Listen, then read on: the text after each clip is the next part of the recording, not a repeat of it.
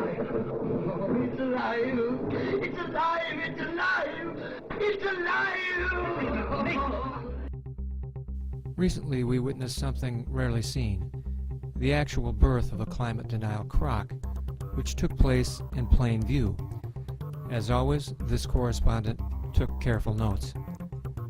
Early in September 2009, at a gathering of experts on global climate, one of the world's leading climate modelers made some observations on media, climate, and human nature. What you see here is just the globally average temperature during the 20th century.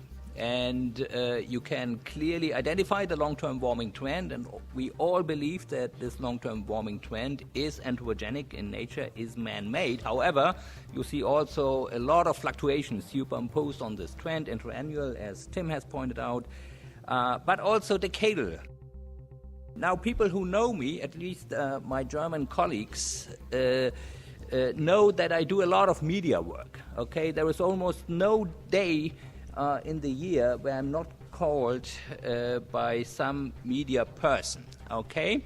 And so they basically think about global warming as a kind of slowly evolving process and a monotonic process, okay? So each year is warmer than the preceding year.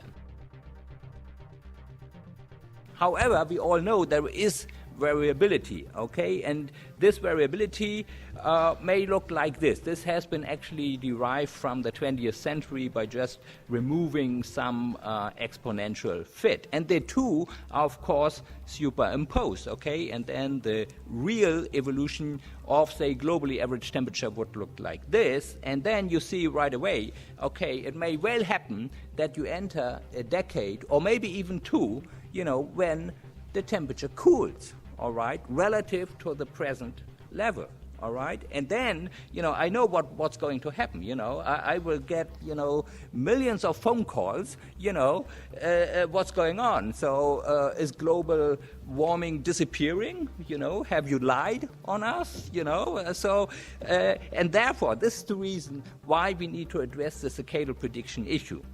The message seemed clear. Natural variations in long-term warming might be misinterpreted by the media out of ignorance or malice. Climate deniers were quick to take Latif's remarks and begin doing exactly that. There's a fellow in Germany called Mohib Latif, and he is one of the very first climate modelers in the world. In the mid-1980s, he developed supercomputer programs that would project the climate change through the future, depending on what variables you put in.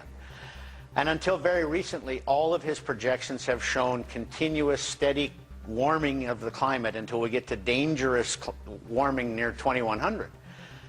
But last week in Geneva at a United Nations conference, Professor Latif said, well, you know, now that I can model ocean circulation better, the currents of the oceans better, it looks like we're heading for 10 to 20 years of cooling.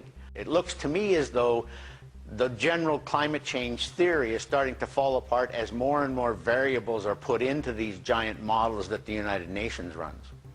But we've been told for probably 5 years at least now that anyone who disagrees with these views on global warming is in the pay of big oil, they're an eccentric, they're part of some neoconservative agenda. You're speaking here of a man who is one of the creators of the general view on global warming, who's changing his mind a little. The leading climate model guy, the guy that has just backed out and said, yeah, sure, I was rogue.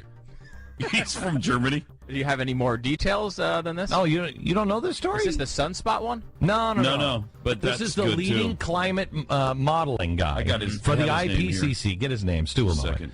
And he has backed out now and said we were wrong. We're going into 30 years of cooling At least. right now. Yeah, at least. One of Al Gore's most prominent allies in this global warming hysterical movement has just pulled the rug out from the former vice president, now says the world more likely faces decades of global cooling. Similar distortions were quickly spread to the mainstream media and hundreds of online sources. The observation that natural variability exists is not a new one.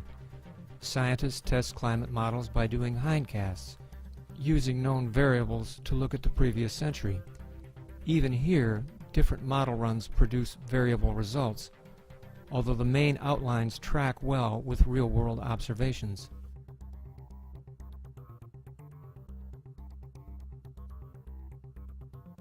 When we look at actual temperatures over the last 3 decades, we can see periods of flat or cooling temperatures lasting years, even within a clear overall warming.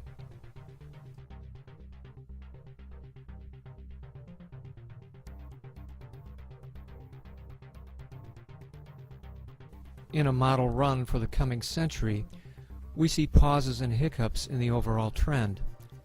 It's not a prediction, it's confirmation that the model acts something like the real world.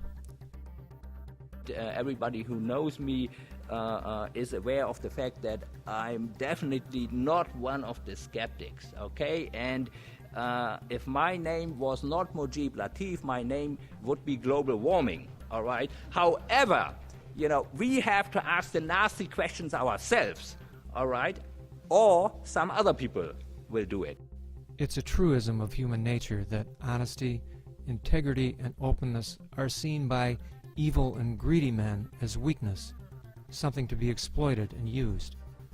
Shakespeare knew it, Socrates knew it, Jefferson knew it.